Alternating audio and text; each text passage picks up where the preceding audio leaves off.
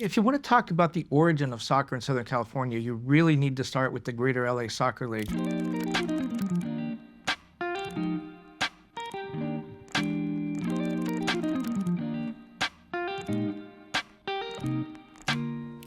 Soccer in SoCal didn't start in a stadium.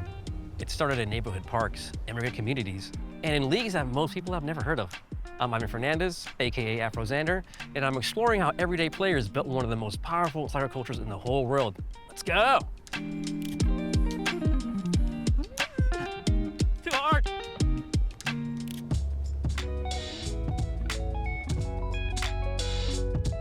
This program was made possible in part by a grant from Anne Ray Foundation, a Margaret A. Cargill philanthropy. Haters will deny this, but kids and pros playing soccer today in the USA is as common as them playing baseball or Fortnite. We caught up with some of the kids playing soccer today to ask them a few questions like, are you ready for the World Cup to come to LA? Yeah. Yeah. Yeah. Yeah. Yeah. I'm excited to see who wins. My parents are from Mexico and Peru, so I'm going for both of them. I'm so excited, and I really want to go, but, you know. Part of the magic of the World Cup is its cyclical nature. Nearly 200 teams representing as many nations have the same opportunity to compete for a chance for the final glory of lifting the trophy at the end of the tournament. Each national team has 4 years to build, change, adapt, and plan for the World Cup. Players and coaches who begin the road to the World Cup don't always reach a tournament. And all but the host nation must show that they are worthy through a regional tournament to prove that they are the best of their region first to represent themselves and their people. The first time the U.S. men's team qualified for the World Cup was in 1930, just one of 16 teams. But after the 1950 tournament, they would continually be eliminated for almost 40 years. It wasn't until 1989 when Paul Caligiuri scored the 35-foot shot heard around the world in a qualifying match against Trinidad and Tobago that brought the U.S. men's national team back to the World Cup. To Caligiuri, beats the first man, a left-footed shot! Paul Caligiuri has scored a goal and the USA lead 1-0. An amazing goal by Caligiuri, who made a great move to get by. I think this is the jersey that I actually wore to score the goal. I only wore this number one time in history. This is the shot heard around the world jersey. How I got this, I don't know. We established ourselves. We played in the 90 World Cup, then we host the 94 World Cup. How's that possible? This is an unbelievable moment. And to think of where we're at, you know, we're playing for something bigger. We're trying to put soccer etched, engraved forever into American society. To play for the 94 team, I mean, that was a dream come true, you know, because you get to a point where you know you have a shot, you know, to play in a World Cup, and then, you know, let alone for it to be in your home country. You know, that was a dream, and to be here in Los Angeles as well, my home city, that was like the ultimate goal. Soccer in LA is as popular as tacos and Dodger flags, and the region's importance in the growth of soccer is undeniable. What do you know about the history of soccer in LA? He's growing. It started like a little late probably, but he's growing a lot now. Have you ever heard of the Greater Los Angeles Soccer League?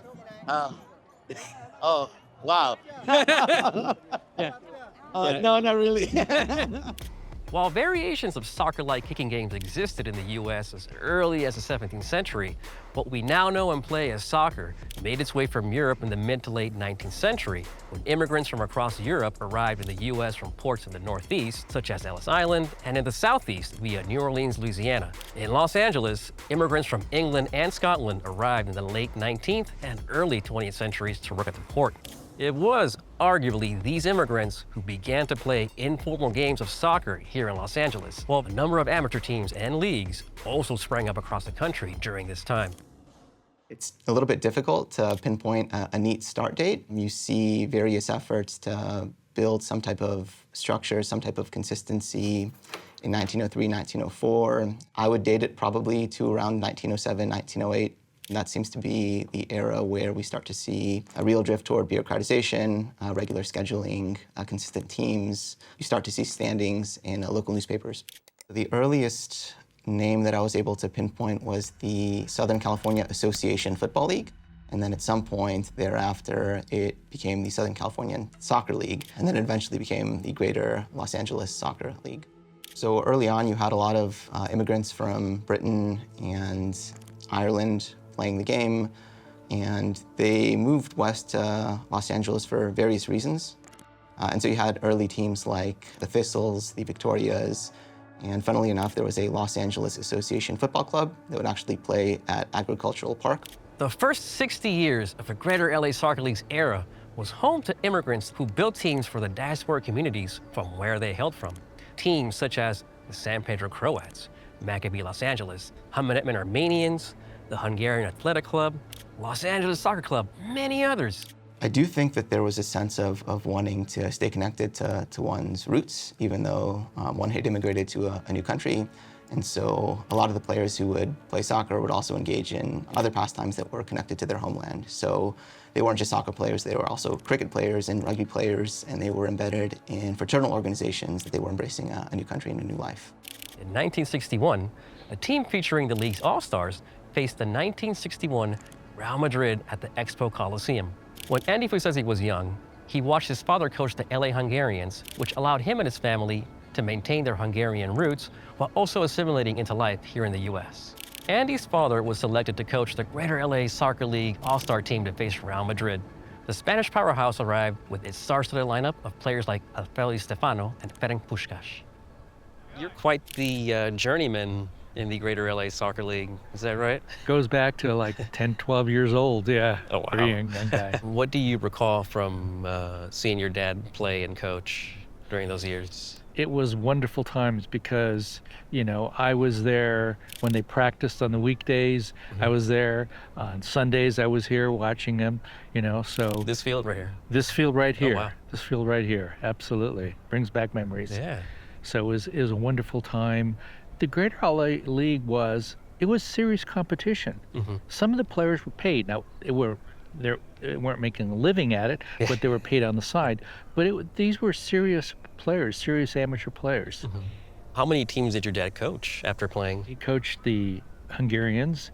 He also coached the LA Soccer Club. Oh, wow. And then a year or two, he also coached the Maccabi. So there's 3 different teams. He would also do international games they would sponsor, and they would put together an all-star team, and he was the coach for it, and then he would gather players from the Greater LA League to play. You know, the most famous one or infamous one was against Real Madrid in 1961. Yeah, I recall that one. Yeah. I mean, I believe he sent us the photos of even like, I think the LA Times or like Los Angeles Magazine covered the game, and I thought, wait, Di Stefano was in LA? What? If you look at the lineup, it was incredible. It was their full team. Yeah, Di Stefano, Puskás, all these guys. I'm like, oh, they were at the LA Coliseum, which again, just more layers of history. It was part of a tour that they were doing, and LA is one of the stops. LA was the only time they actually played an all-star of local players. Okay. I mean, did you know, sitting there watching, you know, LA United versus Real Madrid, that this is like history in the making, or was it just like, oh, cool, a team from Spain? Well, you know, I certainly knew because my father knew some of the, like Puskás, he knew him from Hungary. Oh, so wow. I knew the background of, Yeah. of the team and the players and that sort of thing from my dad. Yeah. I don't think I understood the full gravity of it as a 10-year-old, you know, but I knew this was a big team and big players and that sort of thing. Yeah. What are some of your fond memories of playing, you know, with all these teams in the Greater LA Soccer League? You know, I think my greatest overall memory is just the intensity and the seriousness and the camaraderie of all the different teams and their ethnic groups playing here, you know. A couple times they got into a couple of fights, you know. Soccer's not known to have fights, particularly like when the San Pedro Croats played the Yugoslavs together, you know. So there was a lot of intensity in the league. Oh, wow. So there were a lot of the old, like, nationalist tensions. Oh, absolutely. Absolutely. Because I think each of the team was sort of representing their country and their culture and the way they play. So it was sort of a mini World Cup. All the different countries, people were playing against each other. But they weren't exclusively so that players would play for other teams, not necessarily, if they were Croatian, they didn't necessarily just play for a Croatian team, they could play for someone else, you know. People were moving around, they were competitive. The 1960s and 1970s were the league's peak. Global migratory patterns also changed during this time, and the league's diasporic teams began signing and fielding U.S.-born and immigrant players from other countries. Immigrants from Latin America joined the Greater LA Soccer League teams before eventually creating their own teams.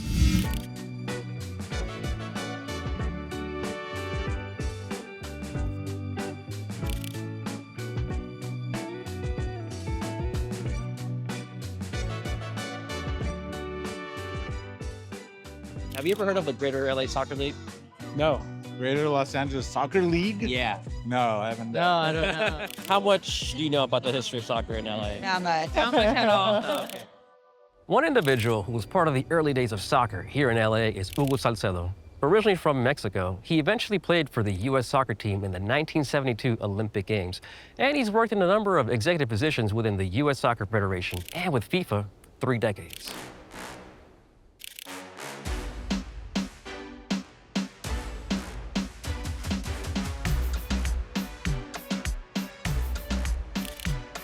Out here at Daniels Field with the living legend himself, Mr. Hugo Salcedo. Okay, I like that. Is that the right amount of praise? I like that. I noticed when you walked in that this goal right here started trembling in fear of you when it saw you. I scored a couple here. How many goals was that, do you think? You know, I was a midfielder, so I only score 3 or 4, you know, a couple of penalty kicks, basically. I was pretty good touch with the ball. And that was with which team was that? It was San Pedro Croats. Okay. Yes, it was one of the top teams at that time. And it was very amazing the way that, you know, they brought players together from different nationalities. Well, let's go back. What brought you to play for the San Pedro Croats of the Greater LA Soccer League? You know, I was thinking about it as to really how I came into play with them, because I basically started my career in the California Soccer League, which was based in East Los Angeles. And I remember that once a year, the All-Star teams from the California League used to play against the All-Star team from the Greater Los Angeles League. And I believe, you know, that's my only memory that I have about someone seeing me play for my league. And they asked me to come, and I was still in college. Okay. You know, and they offered me $50 a game. So I said, you know, $50 for a student, it was a lot of money. So I came to San Pedro to play. Okay. You said the California League, that was in East LA. East LA. Are you yeah. from East LA? Or? I'm very proud to say that I was born in Mexico, and I came to the United States. Actually, I came to Los Angeles at age 14. Oh, okay. Okay. There were no youth leagues. So I had to play with the adults at that time. So I was the youngest player in the whole league. We came here in December of 1960. And I started playing in 61, and I played with Croatia, with San Pedro in 67. And I only played 1 year here because I had to go back and to college and so on. And it was very difficult for me to come every week to play over here, yeah. Taking a look at this field, what are some of the first memories you have that just come up when you look around you? And you know, it is amazing, the good memories of the friendship, you know, within our team. And basically the rivalry against the opponents. It was literally a war every time we played anybody else. And at that time, it was mostly the Italians, the Germans, and the Croatians, the Yugoslavs, you know. It was basically teams with those names. So when you play against them, you thought that you were playing really more than a game, you know. Yeah. I played here basically 60 years ago in this field, okay? And I still remember, and I still have a few friends around, you know. So that's what soccer does for you, friendship for our life. Coming to San Pedro Croats, it was a great experience. They taught me more the game, you know, they helped me to grow up because I wanted to, if I was not gonna make it as a professional player, I wanted to go to the Olympics. So I wanted to go back to Mexico to play for the Olympics in 1968. Did not happen. thanks to this experience that I had, playing against top professional players in this league, I kept going and I tried out for a 1972 U.S. Olympic team. I was so blessed that I made the Olympic team. So I played for the U.S. Olympic team in 1972 in Munich.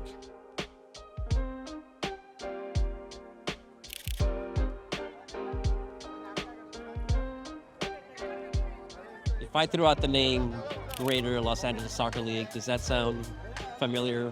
No. A little bit, yeah. Really? Yeah. Trying to learn as much as I can. Oh, very Back cool. in the day, yeah. Well, you're going to learn a lot when you watch the documentary. Yeah. It's easy to deride an amateur or semi-professional league as nothing special. However, even a small league such as the Greater LA Soccer League can have a huge impact in local soccer that can make waves on the national stage. Teams from the Greater LA Soccer League made historic runs in the U.S. Open Cup, a national tournament that features teams from every level of the U.S. soccer pyramid since its founding in 1913. It's the perfect setting for an underdog story, with amateur and semi-professional teams taking on the big professional teams from the major leagues. After the league, the Greater LA Soccer League was actually founded as its own independent league, it split off from the San Francisco chapter, which was part of the California Football Association. That was 1951. Up until that point, no team from west of the Mississippi River had ever won the U.S. Open Cup, which was the big amateur semi-pro championship. The first team to even play in that championship game from west of the Mississippi was a team called the LA Danes, and they played and lost in the final in 1955. But by then, the Greater LA Soccer League had begun to enter a new stage. There was a guy by the name of Albert Ebert, and he came and founded a German-American team in Los Angeles, and he started to bring players from around the country, German-American players, primarily players who had been born and learned to play in Germany. He began bringing them to Los Angeles to play for his team. That team was called the LA Kickers, and that became the very first super club in Los Angeles soccer history. The next super team was a team called Maccabi of Los Angeles, and this was a team that was made up largely of Jewish immigrants. Some of them had played professionally in Israel, and they won the U.S. Open Cup 5 times during an 11-year span. The U.S. Open Cup is the oldest, most traditional soccer tournament in the United States, and it's open to all clubs, professionals, amateurs, semi-pro teams. So it, especially in the time before MLS, it was a pretty big deal. So this is Maccabi, the 1977 Maccabi team. They were the U.S. Open Cup champions. They were one of the best teams, obviously, in the Greater LA Soccer League's history. Also one of the best teams in the country at the time. They won their 5 during an 11-year period. Benny Benstock remembers those days. He joined Maccabi Los Angeles in the 1970s as a striker and was an important and instrumental part of the team that dominated the Greater LA Soccer League and the U.S. Open Cup. Benny helped the team win 4 of its 5 U.S. Open Cup titles, a record shared by only one other team, Bethlehem Steel Football Club of Bethlehem, Pennsylvania. I'm sitting here at Daniels Field in San Pedro with Mr. Benny Benstock, the living legend of the Maccabees. I'm so grateful to have you here with us. Thank you very much. It's my pleasure. Yes. Tell me one, well, I'm sure you have a lot of good memories from Daniels Field, but what's the first one that comes to mind for you here? We had a game against the Montebello Armenians, and it was a very tough game. And I scored a very pivotal goal that advanced us to the U.S. semi-final because they needed to win the Southern California first. All the games we played against those the teams, the more ethnic teams, as you know. And the Armenians, United Armenians, the Gauchos, they were all tough. The players were very good players. So there are many good memories in Daniels Field. And one bad one, which I tore my Achilles tendon over there. Ooh. When I was researching the Greater Los Angeles Soccer League and the Maccabees name came up, your name came up a lot. Many times. Why is that? Well, I would thank you very much. I'm very flattered. Actually, I'm looking at the soccer field and it looks like there's a lot more grass when I played on it. That's a lot more correct. Oh, okay. It's a slight improvement now today. Okay, that's good. How many years did you play with the Maccabees? I kept playing professional in the United States, but then when in '68 the professional teams folded, I was supposed to play for Atlanta, Georgia, the team called the Chiefs. Wow. And when I came to the United States, the team folded, and there was a team in Los Angeles called the Toros. So I got in touch with them, and they said they want me. So I came to Los Angeles, and then all the professional soccer league collapsed. Yeah. So I met some friends, and they asked me to join the Maccabi Los Angeles. What did it mean for you personally to be able to play with the Maccabees? Well, I got offers from other teams to play for them, but me being Jewish, I could not betray the Maccabees and not play for them. They didn't pay much. If I can say, they pay $50 a game if they're. You got paid. Okay. Not everybody got paid, so from what I've heard. Being a Jewish team, we were very proud that we have players from different countries who are not Jewish. We had a player from Ethiopia, we had a player from El Salvador, we had a player from Mexico, we have Argentina. So the team was very mixed. I played with them. I came here at the age of 20, and I believe I finished the last game when we won the cup. Oh, okay. We won it 2-0. I was the captain of the team all those years, and I came to the dressing room and I said, "This was my last game." While working as an actor, Eric Braeden spent his weekends playing in the Greater LA Soccer League with the Maccabi Los Angeles Soccer Club. His time with the team was a life-changing experience on multiple levels. I and a German friend of mine, Mike Meyer, he played midfield, I played defense, and we were asked by a guy called Joe Schwartz, who was Hungarian Jewish. He said, "Boys, do you want to play for a team? We'll pay you $15 a game." Now, I had been in the country for about 2 or 3 years, had just seen a documentary about Nazi Germany, a Swedish documentary called Mein Kampf. Oh, wow. I left Germany in 1958. That time we didn't discuss the Holocaust in school, ever. I mean, how old were you then? When, I was when the 19, 20, 21. When the war ended, how old were you? When the war ended, I was 4.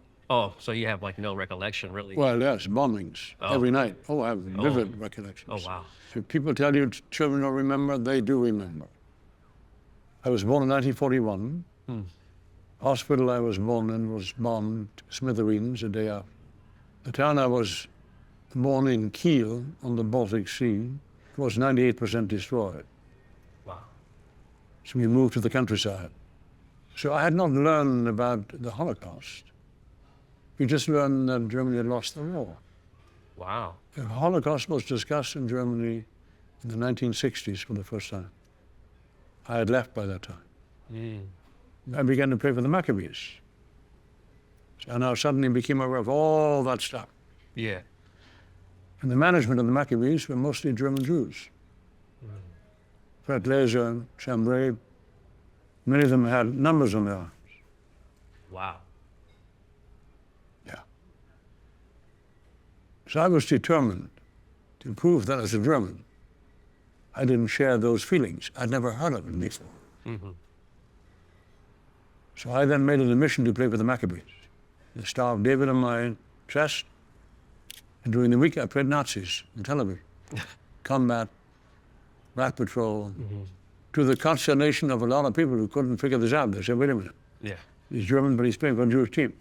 Yeah, it sounds like it was obviously very important for you to play for the Maccabees. Yeah. So were the Maccabees founded by German survivors, Jews. German Jewish survivors? Yeah. Wow. I played for them with pride, with a sense of defiance, you know? Yeah. And I took them from the 2nd Division to the 1st Division. They had divisions in the Greater LA Yes. Soccer League. Oh, wow. I will never forget the day in 1973. My son was 3 years old then. My wife was in the stands, friends were, it was packed. And we won the U.S. Championship, the Open Cup, Yeah, the US Open Cup. 1973. Happiest moment of my life. Nothing like sports.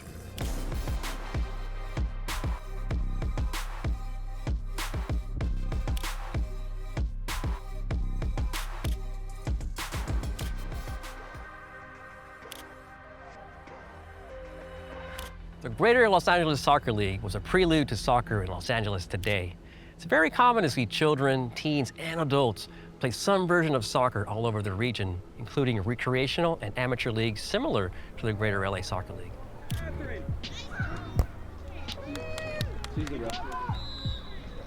You're in the middle now, okay? What do you like about playing soccer? Soccer is like really engaging. You can make like really good friends for a lifetime. I usually get on a team with a lot of my friends. You could work with a team and you run around and play, and you could be active. The city of Torrance is the birthplace of AYSO, the American Youth Soccer Organization, the oldest national youth soccer program in the country. It was founded in 1964 by a group of businessmen and German-born Hans Sterl, who was also a member of the LA Kickers. The LA Kickers eventually rebranded to the LA Soccer Club, or Los Angeles Soccer Club, LASC, who are still around today. When I first started playing in the first grade, I remember a boy in my first grade class, I think I said something like, I have soccer practice after class. And he said, girls don't play soccer. And I ran to my backpack and I pulled out my cleats, which you had to buy boys' cleats at the time, by the way, because there were no girls' cleats.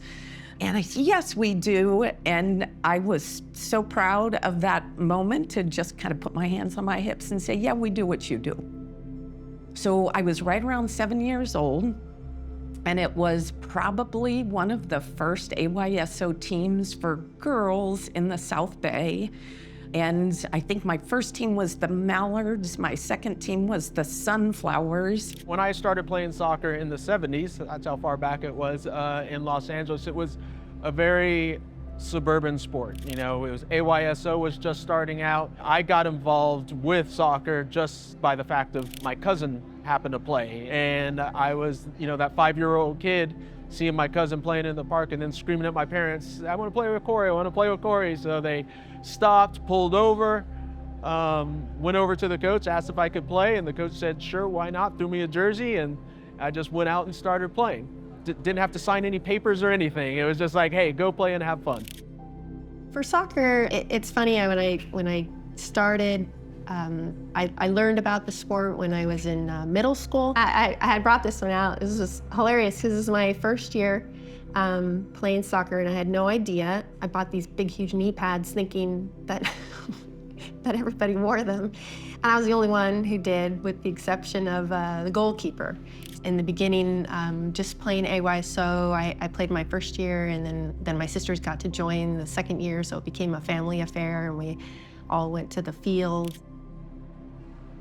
First, I was doing AYSO with my older sister. My dad was the coach. I feel like that's kind of relatable to everyone. I joined AYSO Diamond Bar, and my father actually became one of the assistant coaches.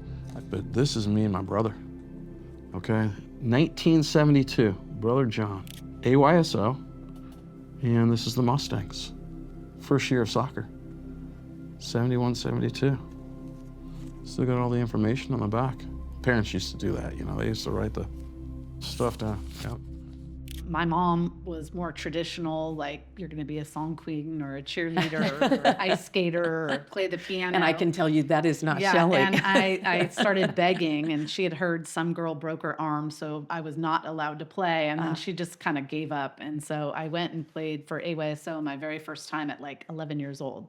And was this in Torrance? Or? In Torrance. Okay. And I had a really good coach who had a background in the game. I think he was German. So I kind of, had a great experience there.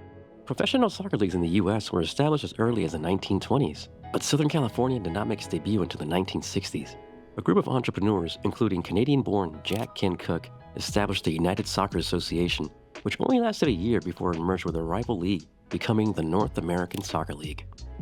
When we think about pre-MLS soccer, We tend to gravitate to the North American Soccer League of the late 60s to the early 80s. And that was a league that generated a lot of buzz, primarily through the acquisition of some real star players. Pelé famously played in the NASL, Franz Beckenbauer, Johan Cruyff, Giorgio Canaglia. I mean, the list goes on and on. There's another interesting story when you talk about professional football, soccer in Southern California.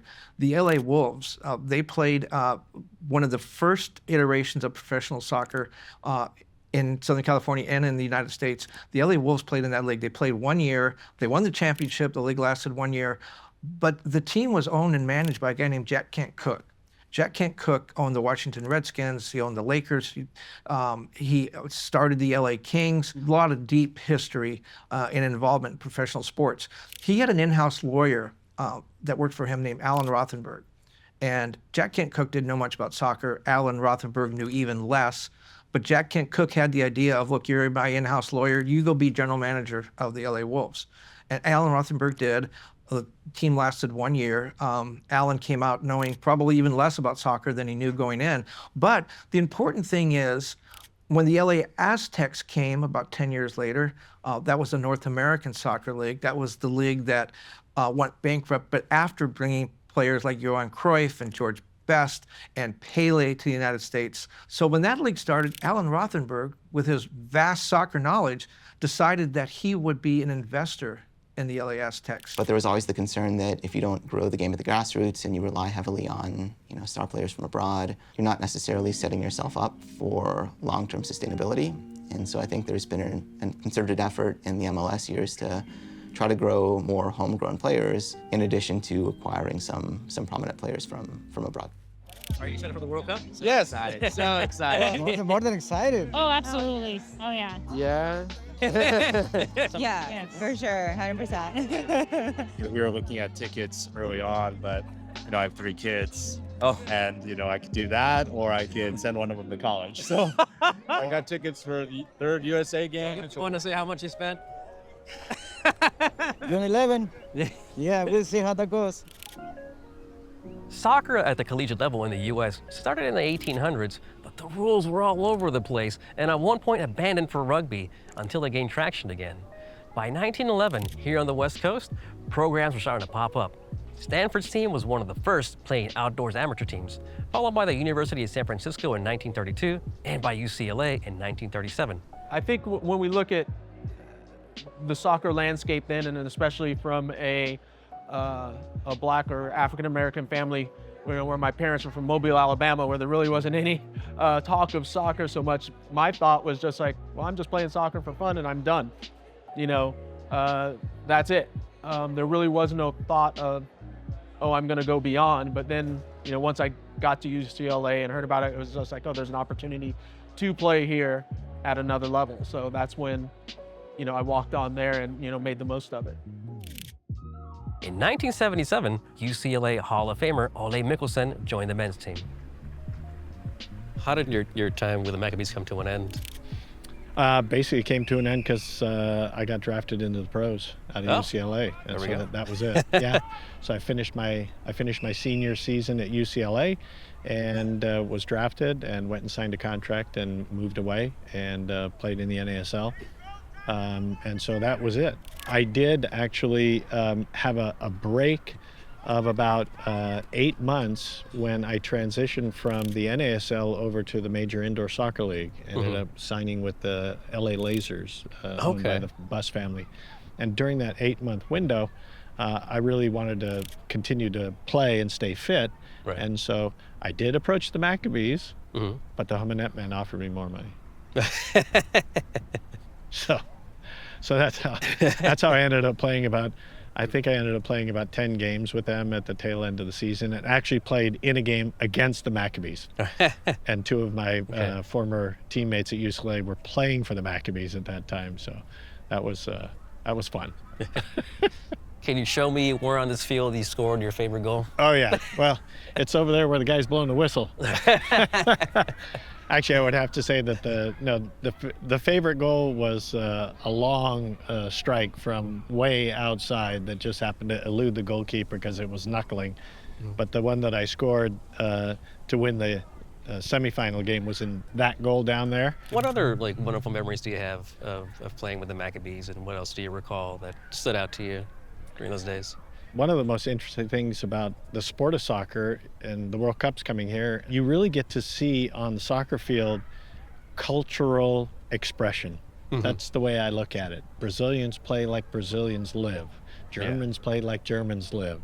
I really do think that, you know, for the U.S. to be successful here, they really have to find a way to harness the culture, right? Which is, I think, hardworking, determined, you know, don't say no, just say go type of, you know, intensity. That was not something that I had ever been exposed to. And being exposed to, in my case, the Israeli culture was a very, very gratifying learning experience. I've never been to Israel. It's on my list of things that I would like to do sometime in my life. But every time we stepped on the field, it was against another culture, whether it was the Hungarian team or the Croatian team. And I think that that was one of my biggest takeaways from the time I spent in the Greater Los Angeles League. In 1965, the first college women's varsity soccer team was organized at Castleton State College in Vermont. And in 1972, a federal civil rights law passed as part of the Education Amendments, paving a long road ahead that would elevate women's sports.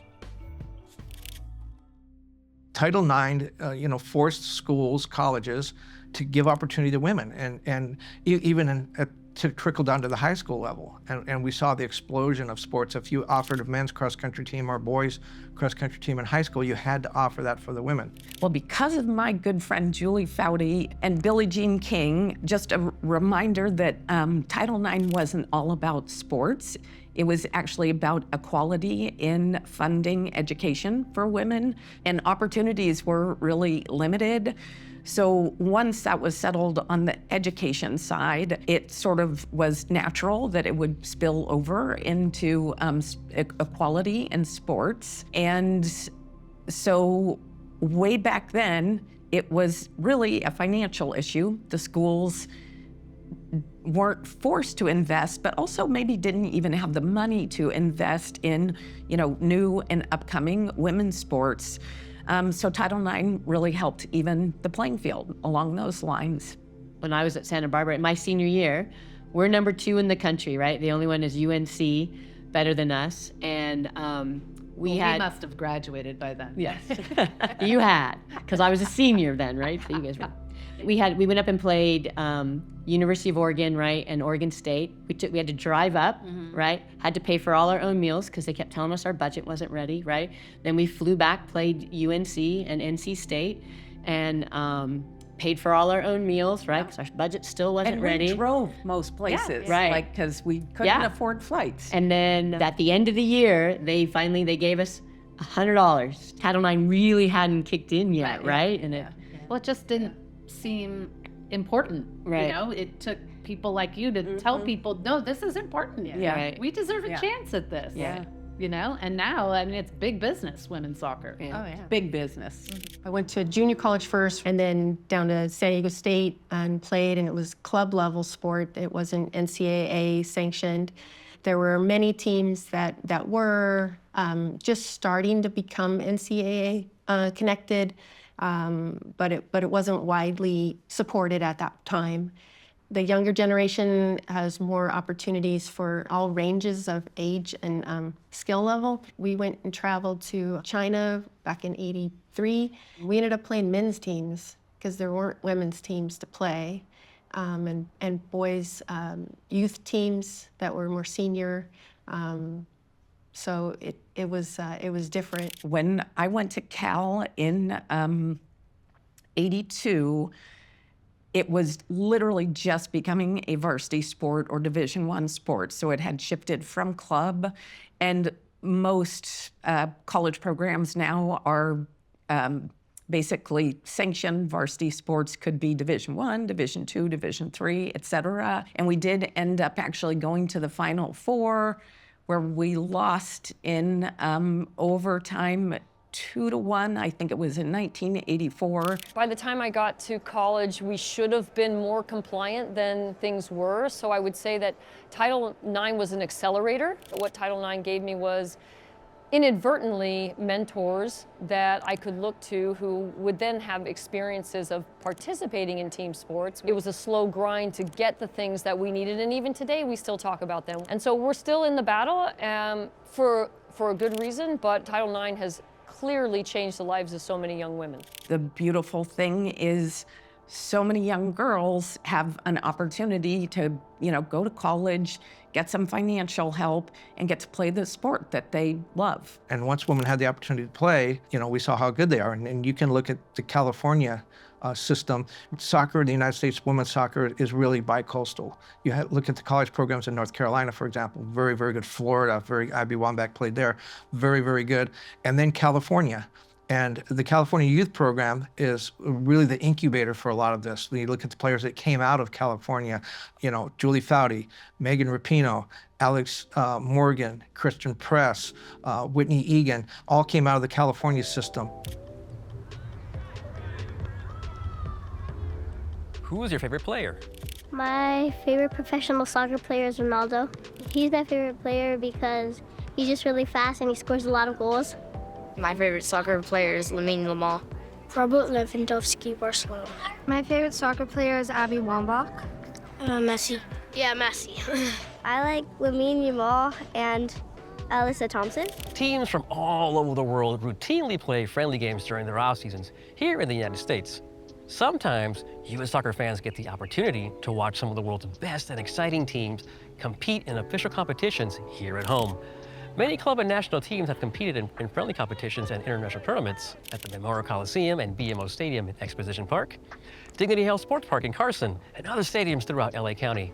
In 2025, soccer fans filled the Rose Bowl in Pasadena, the home of the men's 1994 World Cup final and the 1999 Women's World Cup final, to watch teams from Spain, France, Mexico, Japan, and Brazil compete in the Club World Cup. Back in the day, you're talking like this is the mid-'70s to late 70s, 77, 78, when we started playing travel ball. We'd play against teams in El Monte, we'd play teams in Riverside, we'd play teams in the South Bay area, Manhattan Beach. We always had these rivals that you didn't know the team, but they became the rival because of the standings. And, Manhattan Beach Hurricanes or Torrance United or South Bay United. These were top level teams that came out of pretty much the South Bay area. This team, Diamond Bar Kickers, in 1978 went to the final and we lost to Sao Paulo, Brazil. And there was a crowd of 22,000 people in Bislett Stadium, Oslo. We were signing autographs.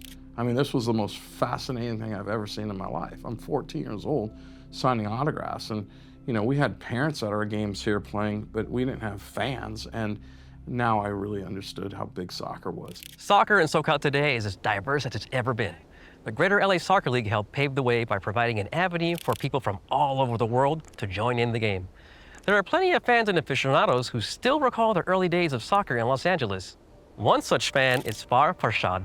Originally from Iran, he moved to the U.S. and quickly became a die-hard fan of local soccer and can attest to personally watching long since defunct teams such as the LA Wolves, the LA Toros, and the LA Aztecs when they were still around. Cookies onside. Here's a drive and a shot. Rebound, a score! Dewsnip scores for Los Angeles to tie it up. When you look at this field, Jackie Robinson Field, what kind of memories does it conjure? I don't remember the football lines. Yeah, I think those are new. Basically, the same, not much has changed. There were some rough times in the stands and maybe in the field, especially with some fights and things going on. It was a competitive league, but the biggest crowds that we would see were when they had some visiting teams come in. Really? I remember. I think a team from Finland somehow came and played there, and then the San Pedro Croats, I think, hosted a Croatian team. And I remember the field at San Pedro was packed, about probably, 7,000 to 8,000 people, whatever the capacity was. But other than that, most Sunday games that they had were maybe less than 100 people in attendance. How long did you follow the Greater LA Soccer League and the teams when it was active? Probably about 10 years or so. The good thing is it was a decent level of soccer and also getting a chance to see some of the players. Oh, so were there a couple of U.S. national team players that would play in the league? Well, both of those guys, Hugo Perez and Marcelo Balboa, naturally did play, big roles with the national team, and they were stars as far as I'm concerned in the '94. And Hugo Perez was probably the best left-footed player we ever had. 50 cents plus tax for a ticket, wow. Yeah, it was, I guess, Wouldn't mind paying that today. The program, yeah. But the thing is, I didn't know anything about them. I just had heard, and of course, I was still trying to, get acclimated, and having just moved to the country and all that, and the language wasn't quite there, and so I always wondered what the LA Toros were, and of course, being a student of the history of the game in here, I went back and kind of found out what was going on. The two teams merged in the next year, basically be one of the founding teams for the North American Soccer League, and under the name of LA Wolves, and they actually went belly up right after that, so it was a short-lived. But anyways, this is what kick-started the whole thing for me as a fan.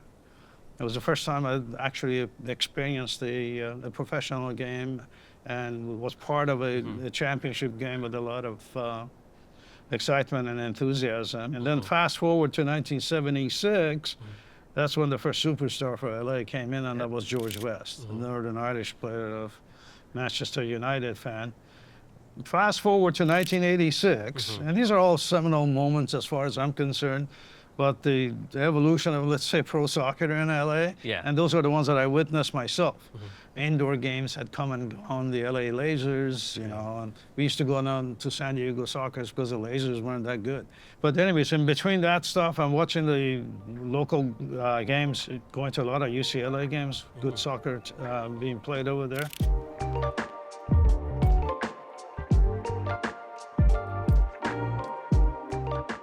Like, what attracted you to Angel City? Women's League. The energy here, the energy here is great. Everybody's welcome, you feel safe. Really positive vibes, everyone's really nice. This would not have been possible 70 years ago. Soccer's always been a part of my life. That's how I met my husband. And now I have my own little young soccer player who cheers her little booty off too. So, what happened to the Greater LA Soccer League? Sadly, it came to an abrupt end around the time the World Cup arrived in Los Angeles. Gabriel Kuchuk, founder and president of the San Pedro Yugoslavs, took over as president of the league in 1989 and saw it through its end. At about the time the Greater LA Soccer League was becoming independent from its Northern California partners, there was a whole debate in global soccer about whether soccer should be amateur or professional. That, in fact, is how the World Cup started. In 1930, there was a dispute with the International Olympic Committee. Soccer was played in the Olympics then, it still is now. And a lot of countries said, our players are professional now. We want them to get paid to play. So they broke off from the Olympic movement and started the World Cup. I didn't have the dreams that players have today to someday play in a World Cup, to represent your country. I didn't know what that was. I found that out at 18 years old, where I did a walk-on tryout. I wasn't invited, and 90 days later, I'm the captain of the youth national team. I just went to the tryout, and I signed my name on the waiver form because I just turned 18. So I go up to the field, and the middle coach asks, I need a defender. He kind of did it under his voice, and I raised my hand. Hey, coach, I could play defender. He said, oh, great, grab a yellow. And right before I get to that yellow penny, he asked my name. He's shuffling through the papers. I don't see your name on the list. I go, no, sir, my name was not on the list when I checked in. I signed the waiver form. I turned 18. I'm good to go. And he literally looked to his right, and the coach kind of shrugged his shoulders like, it's up to you. Looked to his left, the coach turned away, like, I don't want anything part of it. I didn't play 1 minute a defender. And he goes, well, put it on the jersey, you're good. And 90 days later, I'm the captain of the under-20 national team playing in a Youth World Cup as a defender. It's anything to get on the field. I didn't like defender. I wanted to play midfield. I wanted to play forward. But it wasn't my choice at the time. It was the coach's choice and the team's choice, and I did what I could, and that was a big break. I have a letter here that I dug up because I brought some things to share. And this is a letter literally from 1983, and it's inviting me to the Central American tour. And this is the step-up plan to make the World Cup qualifying team for the 1986 World Cup, which ultimately I did. Okay, so 1984, the LA Olympics are coming, and Peter Ueberroth, the mastermind behind the LA Olympics, needs someone to manage the soccer tournament. Hey, Alan Rothenberg, with your vast history of soccer, would you manage the soccer tournament? He did. The final at the Rose Bowl drew 103,000, the largest crowd for a soccer game in the United States for decades. Was a huge success, the soccer tournament. 10 years after that, Alan Rothenberg brought the World Cup to the United States. But soccer would finally get its due here in the U.S. The FIFA Men's World Cup arrived in 1994 in a watershed moment for the sport here at home. Training for the World Cup beforehand, getting ready for it, and knowing that you're going to have at least 2 games here in Los Angeles at the Rose Bowl, you know, that is an iconic stadium in and of itself. It meant a lot. It meant a lot, not only to me, but to all the other players on the team, and I think for everybody in the Los Angeles area. So MLS comes into being in the mid-1990s, and in some sense it's an outgrowth of the 1994 World Cup. There had been discussions about having a viable professional men's league after the dissolution of the North American Soccer League in the early 1980s. So FIFA wanted the U.S. to have a viable pro league. So you go back to Alan Rothenberg in the mid-60s getting involved with the LA Wolves. There's a direct line to the World Cup coming here in 1994. Still the most successful World Cup in history from attendance, revenue, everything else. And then now we have the World Cup coming back. So there's a direct line from the greater LA Soccer League through the LA Wolves to the Olympics to the World Cup coming back. What do you like about playing soccer? I like soccer because it's fun and you could play and score goals. You get to play a bunch of different positions. You get to learn what you're good at. I like scoring goals and defending. We're trying to work on more passing, dribbling. When you learn how to shoot from angles and it's fun.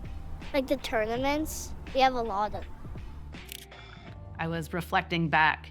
Why did I quit soccer? You know, I had another year of eligibility at Cal and I didn't take it. Oh, really? I got a really good job offer, so I decided to take it. But then I thought back, the biggest reason I think was they had just announced again that we couldn't be an Olympic sport. Yeah. So, you know, because I graduated in 1989 and they kept promising it. Yeah, even in '93, I played in we were in the sports festival. We'd have the sports festivals, which were kind of precursors to Olympic. Right, and then in '93, that's the last one I played in, and we still didn't. It wasn't an Olympic sport. They didn't have it until 1996.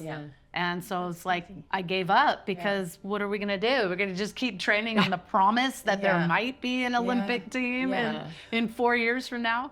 You know, 99 World Cup, that was epic for a lot of us. Right. Because women's soccer officially got on the map in such a big way. And fun story, I'll try not to get choked up sharing it, but 99 World Cup, where the Blue Angels fly over, I'm like, oh my gosh, the national anthem, 90 some odd thousand people. You're like, oh my God, it's made it. Yeah. It was just awesome. And the game was epic. Oh my gosh. Hearing what you're saying, it's like we felt seen. Yeah. Totally. All our passion, all our hard work. Yes. Even though we weren't on the field, we felt seen. Yeah, right. Yeah, totally. And I think that's when so many of us felt like women's soccer really made it. And then the game was just epic. So the final was against China. Brianna Scurry made her amazing save at the end of the game. Brandy is clutch. I have to give it to her. She's an incredibly talented player.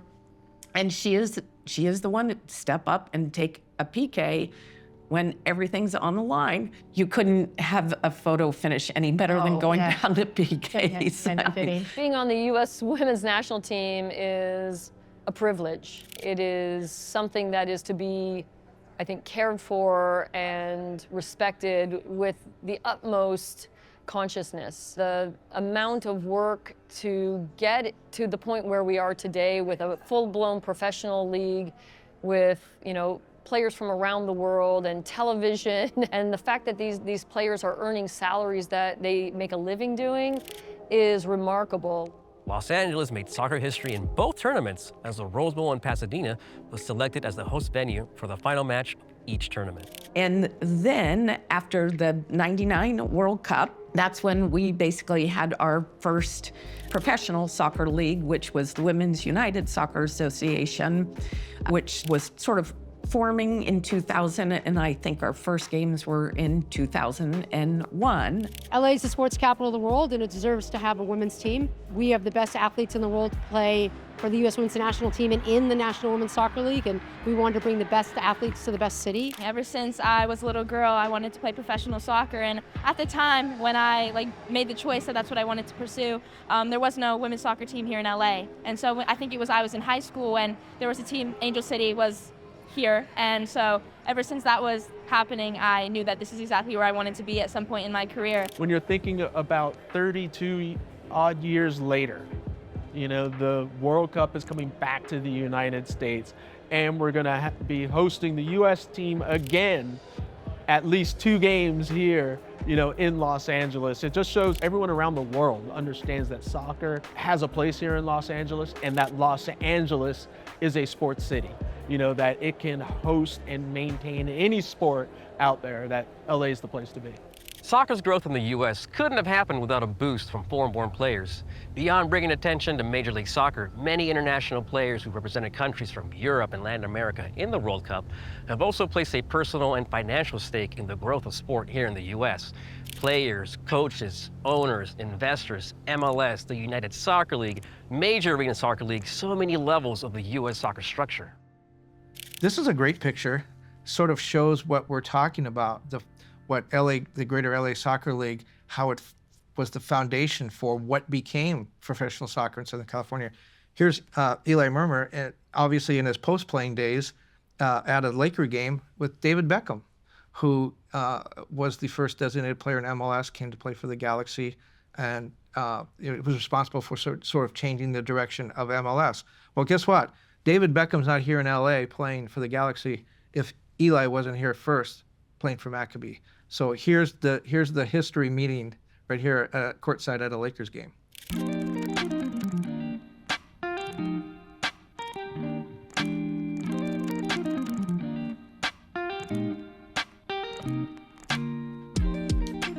Without the Greater LA Soccer League, there's certainly, MLS probably is not in Los Angeles, certainly not with 2 teams. We probably don't have Angel City, the women's professional team in the NWSL. We certainly don't have a second World Cup, probably not even a first. Are you ready for the World Cup to come back to LA? I just fell in love. It was love at first kick, really, and I would say the rest is history. I love the game. You just put me on the field wherever, but I'm not a very good goalkeeper. I've made so many sisters on the team and such close friends.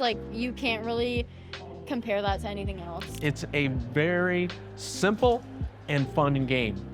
Kick the ball in the back of the net. Once I step onto the soccer field, whether it's practice or a game, everything else melts away. I love the adrenaline of going into a game. I love just everything about being an athlete. This program was made possible in part by a grant from Anne Ray Foundation, a Margaret A. Cargill philanthropy.